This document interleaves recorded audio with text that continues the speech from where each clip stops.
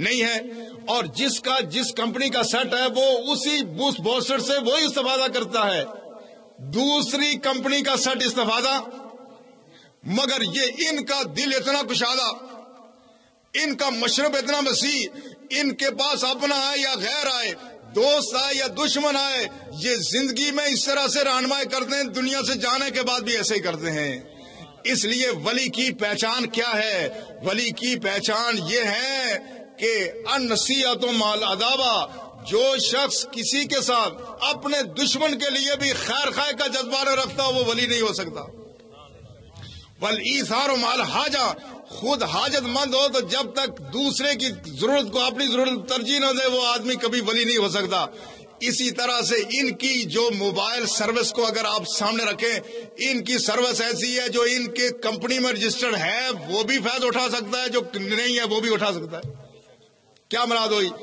نقشبندی سلسلے کے بزرگ ہوں تو کوئی قادری ہو یا چشتی ہو یا سور وردی ہو، ہے اس علاقے میں ہے تو وہ فیض اس سے یقیناً اٹھائے گا، بشرطے کہ اپنا موبائل سیٹ ٹھیک ہو. اپنا موبائل سیٹ ٹھیک ہو تو جو سلسلے میں ہے اس کی زیادہ رہنمائی ہوتی ہے.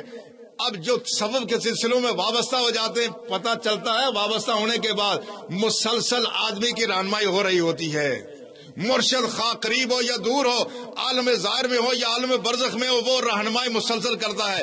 جو سلسلے کے لوگ ہیں وہ زیادہ فیض اٹھاتے ہیں، مگر جو سلسلے میں نہیں ہے وہ بھی فیض اٹھاتے ہیں. مثال مجھے آج ہمارے ماسٹر حبیب صاحب نے ایک بتائی، میں وہی آپ کے گوشتدار کرتا ہوں. یہ فرما رہے تھے ہمارے والد گرامی کو ایک زمانے میں اس بات کی فکر ہوئی کہ میری آمدنی کا کوئی ذریعہ نہیں تو کیا بنے گا، میرے بچوں کی کفالت کیا ہوگی. مگر وہ آپ کو پتا ہے وہ درویش صرف انسان تھے. سائنس ثانی صاحب کے ساتھ بھی بڑا وقت انہوں نے گزارا ہے. وہ درویش صرف تھے، ان کا موبائل سیٹ اپنا صحیح تھا، سیٹ اپنا صحیح تھا. مگر یہاں سروس کی کدھر سے آ رہی ہے؟ یہاں موڑے شریف کی سروس بھی ہے، بکور شریف کی سروس بھی ہے، اور بھی کئی درباروں کی یہاں سروس ہوگی. مگر وہ کہتے ہیں میں رات کو سویا تو میں نے دیکھا کہ میرے گھر کے سامنے یہ جو آگے یہ پہاڑ ہے اس میں سے مسلسل غلہ بہ رہا ہے، مسلسل دانے گر رہے ہیں، اور مجھے فرما رہے ہیں تجھے کس چیز کی پرواہ نہیں ہے، اللہ تیری اولاد کو بہت عطا فرمائے گا. مگر یہ بزرگ کون ہیں؟ یہ ہیں بکوڑ شریف والے بزرگ. یہ بتاتے ہیں کہ میرے والد نے ان کی زیارت نہیں کی تھی، مگر پریشانی مولانا شریف صاحب کو یہاں ہوئی تو بکوڑ شریف والے بزرگوں نے محسوس کیا. ہمیں نہیں معلوم یہ اللہ کا نظام ہے کیسے محسوس کیا، مگر ایک صادق النیت شخص اگر اپنے گھر میں بے چین اور بے قرار ہے، اپنی اولاد کے مستقبل کے پریشان ہے، تو بکور شریف نے ان کی رہنمائی کر لی پریشان نہیں ہونا، اور آج تک ان کی اولاد پریشان نہیں ہے اپنی روزی کے معاملے میں. یہ ہے وہ صوفیاء کا فیض، اور یہ وہ صوفیاء کا فیض ہے. مجھے ایک دفعہ کسی نے بتایا بکور شریف والے یہی بزرگ، ان کا کوئی مریض اگر مریض صادق ہو اور پیر کامل ہو تو آدمی کہیں بھی ہو وہ اپنے مرشد کی نگاہ سے چھپ نہیں سکتا. اور پیری مریدی اسی لیے ضروری ہے کہ ان کی رہنمائی سے آدمی برائیوں سے بچتا ہے. وہ کسی جنگل میں گیا، کسی برائی کا ارادہ کیا، کس کا مریض تھا؟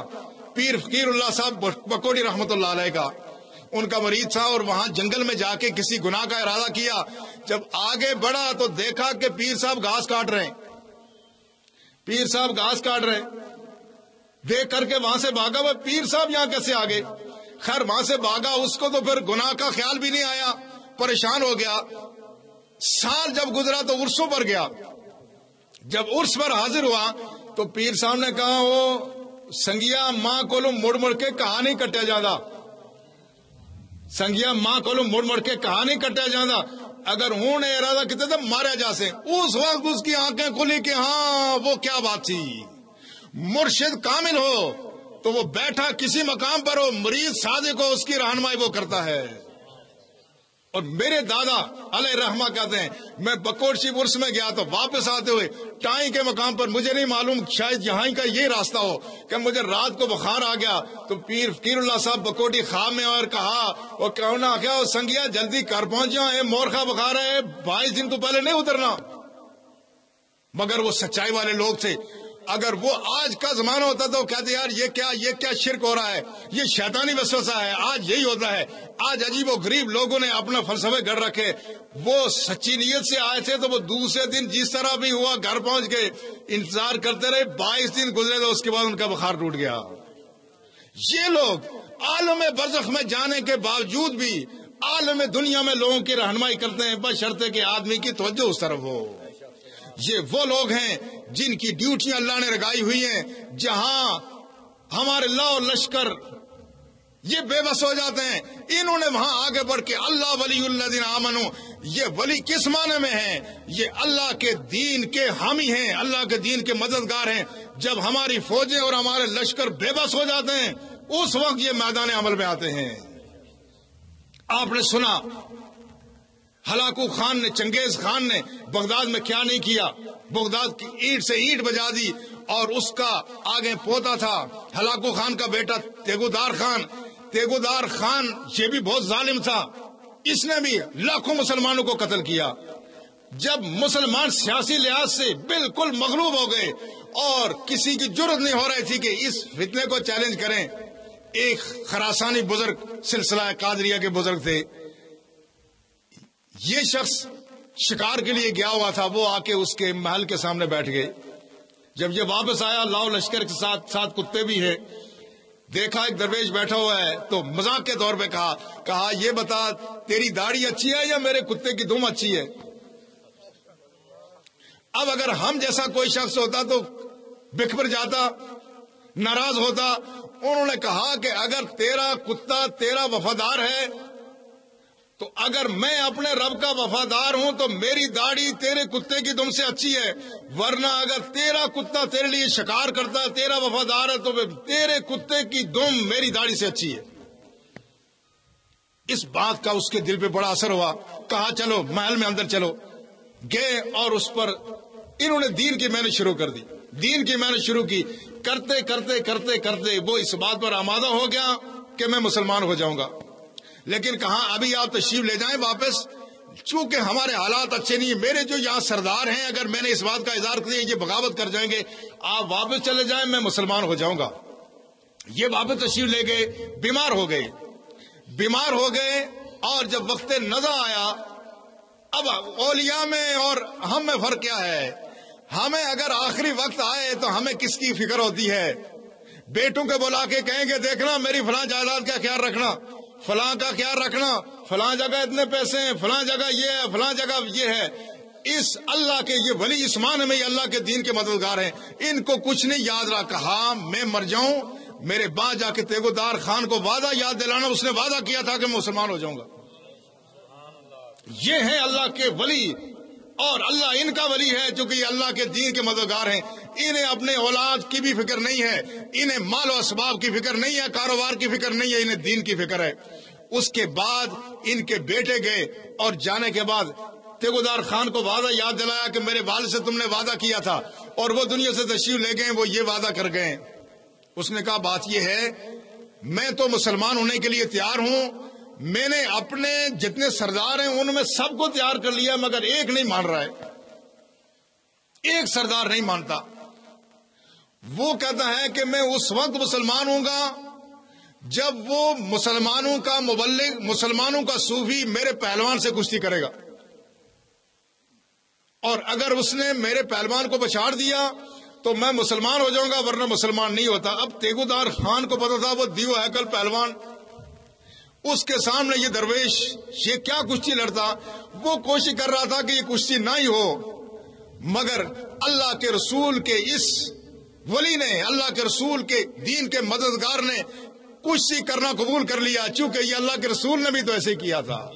وہ مرحب نامی پیمان، اللہ اکبر یا رسول اللہ صلی اللہ علیہ وسلم، اللہ کے رسول کی عظمت، اللہ کے رسول کی عظمت، جس کو ہوائیں اپنے گوش پر اٹھا کر کے سفر کرائیں، اللہ جن کو عرش پہ بلائے، اس کو فرش پہ ایک پہلوان نے چیلنج کر دیا، کہا محمد کشتی لڑو، اگر تم نے مجھے گرا دیا تو میں مسلمان ہو جاؤں گا، ورنہ مسلمان نہیں ہوتا۔ اس دین کے لیے خدا کے رسول نے کشتیاں لڑی ہیں۔ مسلمانوں غور کرو، یہ دین تمہیں مفت میں مل گیا ہے، تمہیں آج قدر نہیں ہے۔ آج جس طرح ہم دین کے اصولوں کی دجیاں بکھیر رہے ہیں، اس کی قدر اللہ کے رسول سے پوچھو۔ اللہ کے رسول نے کشتیاں لڑی اس دین کے لیے، اور مرحب پہلوان کو پچھاڑا اور پھر وہ مسلمان ہو گیا۔ اس صوفی کے سامنے بھی اللہ کے رسول کا اسوہ تھا۔ اگر امام الانبیاء اس دین کی خاطر کشتی لڑ سکتا ہے تو خراسانی قادری بزرگ کا بیٹا کیوں نہیں کشتی لڑ سکتا؟ اس نے کہا میں کشتی لڑوں گا۔ اب تیبودار خان پریشان ہے، مقابلے کا اعلان ہو گیا کہ ایک مسلمان صوفی فلاں سردار کے پہلوان سے لڑے گا، اور وہ شخص آیا، یہ بیچارہ پتلا دبلا، وہ دیو ہیکل، جب اکھاڑے میں اترے اس اللہ کے صوفی نے اس کے ہاتھ میں ہاتھ ڈالا۔ ہاتھ ہے اللہ کا، بندہ مومن کا ہاتھ، غالب و کار کشا، کار آفری و کار ساز، یہ اللہ کا ہاتھ ہے، یہ بندہ مومن کا ہاتھ نہیں ہے۔ اللہ کہتا ہے یہ اس کا ہاتھ میرا ہاتھ ہے، اس کی پکڑ میری پکڑ ہے۔ اس نے پکڑا، اخلاص سے پکڑا، ہاتھ سے پکڑ کر کے اٹھایا اور وہیں پچھاڑ کے رکھ دیا۔ اب وہیں جب پچھاڑا تو سارے حیران ہو گئے، یہ کمزور سا دبلا پتلا صوفی، اس نے اتنے بڑے پہلوان کو کیسے گرا دیا؟ وہ طاقت اس کی نہیں تھی، وہ طاقت گنبد خضرا کے مکین کی تھی، وہ طاقت عرش الہی کے رب کی طاقت تھی۔ اللہ اکبر، یا رسول اللہ۔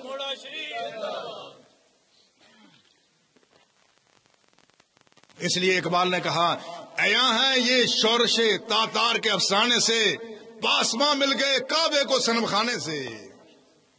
یہ وہ صوفی بزرگ ہیں، یہ وہ کچھ کر رہے ہیں کہ جو ہماری حکومتیں نہیں کر سکتی، جو ہمارے لشکر نہیں کر سکتے، جو ہماری فوجیں نہیں کر سکتی، جو ہمارے ایٹم بم وہ کام نہیں کر رہے ہیں جو اللہ کے یہ ولی کر رہے ہیں۔ ان کے کام کا انداز بالکل نرالا ہے، لہذا یہ اللہ کے دین کے ولی ہیں اور اللہ ان کا ولی ہے۔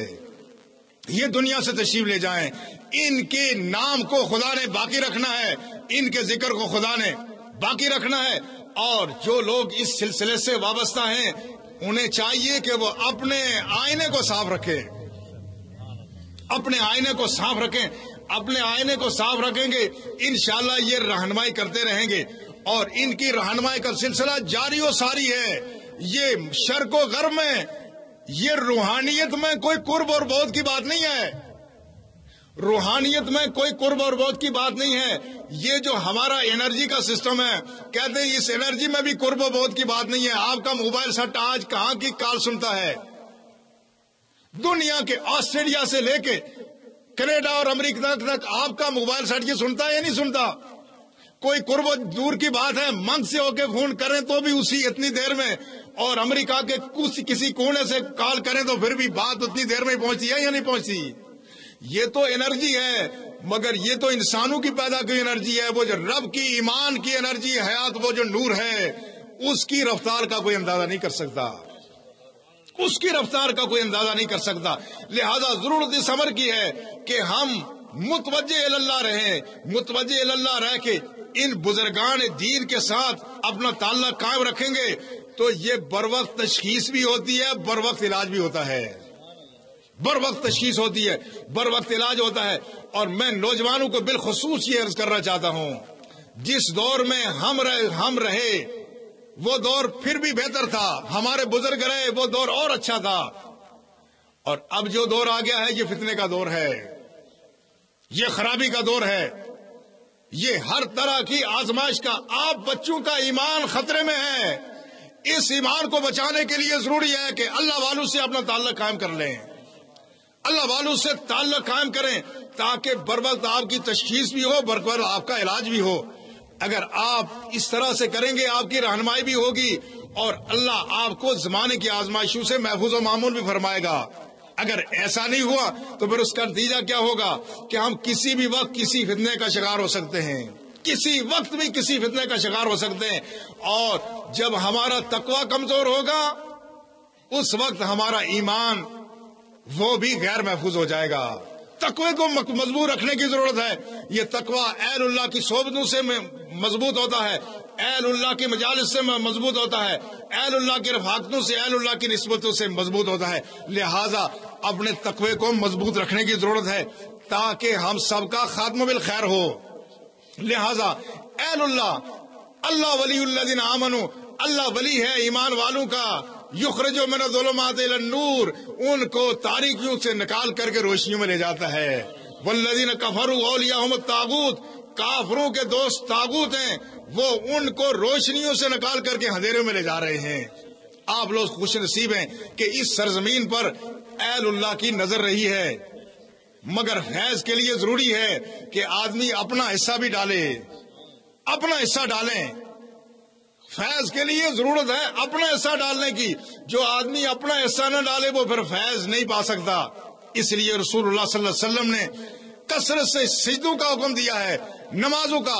کوئی بھی مرید کبھی نماز نہ چھوڑے، گناہ کبیرہ سے اجتناب کرے اور صغیرہ پر مسلسل توبہ کرتا رہے، نوافل کا پابند ہو۔ آپ دیکھیں گے کس طرح آپ پر فیض آئے گا۔ دنیا میں بہترین خوش نصیب لوگ وہ ہیں جو صاحب تقویٰ ہیں، اور صاحب تقویٰ ہو کر کے ان کا اسی دنیا میں، قرآن نے اسی آیت کے آخر میں فرمایا لهم البشرى فی الحیات الدنیا وفی الآخرہ، ان کے لیے دنیا میں بھی خوشخبری ہے، آخرت میں بھی خوشخبری ہے۔ یہ اگر کیفیت پیدا ہو جائے، جانا تو ہم سب نے ہے نا، دنیا سے سب نے جانا ہے، مگر اہل اللہ کا جانا اور ہے، دنیا داروں کا جانا اور ہے۔ اہل اللہ کا جانا یہ ہے، اللہ کی ذات فرماتی ہے، حدیث میں رسول نے فرمایا جب تک کوئی بندہ مومن دنیا سے جانے کے لیے تیار نہ ہو جائے اس وقت میں اس کی جان قبض نہیں کرتا۔ ایسے اللہ کے نیک بندے جس نے اپنی بساط میں خدا کو ناراض نہیں کیا، خدا اس کو دنیا سے لے جاتے اس کو بھی ناراض نہیں کرتی، اسی دنیا میں خوشخبری مل جاتی ہے، جنت کی بشارت اور درجات کی بشارت، اور اس طرح سے اپنے مستقبل کے محفوظ ہونے کی بشارت مل جاتی ہے۔ لہذا اہل ایمان سے یہ درخواست ہے، آپ نسبت والے لوگ ہیں، نمازیں بھی قائم کریں، اور اس کے ساتھ ساتھ میں نوجوانوں سے روزے کی بات بھی کروں گا۔ نوجوانوں کو روزے بھی رکھنے چاہیے، یہ نہیں کہ فرض روزے جو آپ نے رکھ لیے بس ہو گئے، نہیں، روزے بھی رکھیں۔ رسول اللہ صلی اللہ علیہ وسلم نے فرمایا یا معاشر الشباب من یستطع منکم الباءۃ فلیتزوج، اے نوجوانوں جو تم میں سے شادی کی استطاعت رکھتے ہو اس کو شادی کر لینی چاہیے، اور جو شادی کی استطاعت نہیں رکھتا اس کو چاہیے کہ وہ روزے رکھے، وہ روزے رکھے تاکہ اللہ اس کی عزت کو، اس کی عصمت کو اور اس کی پاک دامنی کو اللہ کی ذات محفوظ رکھے۔ اور یہ روزے نوجوانوں کے لیے بہت ضروری ہیں، اور دنیا گھوم پھر کر کے وہیں آ رہی ہے جہاں اسلام نے ہمیں جو راہ بتائی تھی۔ یہ اسلام بدھو لوگوں کا دین نہیں ہے، یہ ان پڑھوں جاہلوں کا دین نہیں ہے، یہ پڑھے ہوئے لوگوں کا دین ہے، یہ عالموں کا دین ہے، یہ ان لوگوں کا صوفیاء کا دین ہے، یہ حفاظ اور قراء کا دین ہے، یہ سائنسدانوں کا دین ہے۔ یہ اس کی عظمت یہ ہے، یہ جس طرح پتن شیر خان والوں نے اگر اس سے بے وفائی کر لی تو نیو یارک والے اس سے وفا کریں گے، چونکہ اس کے اندر وہ صلاحیت موجود ہے۔ اگر یہاں ہم نے چھوڑ دیا تو اس سے دنیا وفا کرے گی، چونکہ اس کے اندر وہ صلاحیت موجود ہے۔ میں پچھلی دفعہ برطانیہ گیا، وہاں پر میں نے BBC کی ایک ریسرچ پڑھی روزے سے متعلق مائیکل موسلی نے اس پر ریسرچ کی۔ وہ کہتا ہے کہ میں نے جب روزے پر ریسرچ کی تو پتا چلا کہ جو شخص روزہ رکھتا ہے، پابندی سے روزہ رکھتا ہے، ایک دن روزہ رکھ کے ایک دن افطار کر لے، تو وہ جس دن اس نے روزہ نہیں رکھا وہ کہتا ہے جو کھا لے اس کو کوئی تکلیف نہیں ہوتی۔ ایک دن روزہ رکھ کے صوم داؤدی اگر کوئی رکھے شریعت کی زبان میں، کہا آج جو ہم خوراک کھا رہے ہیں آپ کو پتا ہے کتنی زہریلی خوراک ہے، کام کاج ہم نے چھوڑ دیے، چلنا پھرنا چھوڑ دیا، ہم نے اگر کہیں بھی ایک فرلانگ جانا ہو تو گاڑی کے انتظار میں ممکن ہے 2 گھنٹے کھڑے رہیں، یہ ہماری کیفیت ہے۔ اس لیے بزرگوں کی صحت ہم سے بہتر ہے، یہ ہاتھ سے کام کرتے ہیں۔ نوجوانوں تم ہاتھ سے کام نہیں کرتے، ہاتھ سے کام کرو اور سنت سمجھ کے کام کرو، چلو پیدل چلو، تاکہ جو زہر کھا رہے ہو اس سے تمہاری صحت محفوظ رہے۔ اس نے کہا کہ میں نے اس پر ریسرچ کی تو پتہ یہ چلا جو شخص روزہ رکھے اور ایک دن چھوڑ کے ایک دن روزہ رکھے تو اس کی عمر میں بھی اضافہ ہو جاتا ہے۔ اس نے کہا 100 سال تک آدمی زندہ رہ سکتا ہے۔ مائیکل موسلی ہے کرسچن، اپنی تحقیق کے ذریعے ایمان کے نتیجے میں نہیں، اس نے کہا میں ہفتے میں 2 دن روزے رکھتا ہوں، حالانکہ یہ 2 دن روزے کی سنت رسول اللہ کی سنت تھی۔ ملت کے جوانوں، لوگ کہاں سے پھر کر کے دین کے دامن میں آ رہے ہیں، تم دین کو کیا سمجھتے ہو؟ تم سمجھتے ہو دین یہ ایسے لوگوں کا دین ہے کہ جو نہ پڑھے لکھے ہیں نہ جو شعور رکھتے. نہیں, یہ پڑھے لکھے لوگوں کا دین ہے. اس کو سمجھنے کی ضرورت ہے. اس دین کو سمجھو, اس کی قدر کرو تاکہ تمہاری جوانیاں تمہارے کام آ جائیں, دین کے کام آ جائیں. اس لیے اس کا بہترین طریقہ وہی ہے جو ہمارے صوفیاء نے اختیار کیا. وہ کون سا طریقہ ہے؟ صوفیاء کا طریقہ فرائض کی پابندی, نوافل کی پابندی, اطاعت رسول, محبت رسول, محبت الہ اور ادب رسول. یہ وہ طریقہ ہے جو اپنائیں تاکہ ہماری زندگی کے جو لمحات ہیں یہ ہمیں کام آ جائیں. میرا خیال ہے بات کافی طویل ہو گئی ہے. آپ حضرات نے لنگر بھی کھانا ہوگا. یہ لنگر, اس میں بھی برکتیں ہوتی ہیں, مگر مدعا لنگر نہیں ہوتا. یہ تو مہمان نوازی, یہ صوفیاء کے لنگر ہوتا ہی ہے. اور یہ ہمیشہ لنگر صوفیاء کے چلتے رہتے ہیں. کہیں ایسے لنگر کا اہتمام نہیں ہوگا جس طرح صوفیاء کے ہیں. اللہ تعالی ہمیں توفیق عطا فرمائے. یہاں جو مرد شریف کا فیض ہے اس کو جاری ساری فرمائے. ہمارے خلیفہ شمشیر زاہدی صاحب اس اعتبار سے بھی خوش نصیب ہیں کہ انہوں نے اپنے جانشین حافظ یاسر صاحب کی صورت میں تیار کر لیے. اور اس طرح سے ہر گھر میں خدا کا ایک نمائندہ ہونا چاہیے جو آپ کی رہنمائی کریں, ان کے ساتھ وابستہ ہوں. اللہ تعالی ہمیں توفیق عطا فرمائے. اللہ ہم سب کا خاتمہ بالخیر فرمائے. وما علینا الا البلاغ.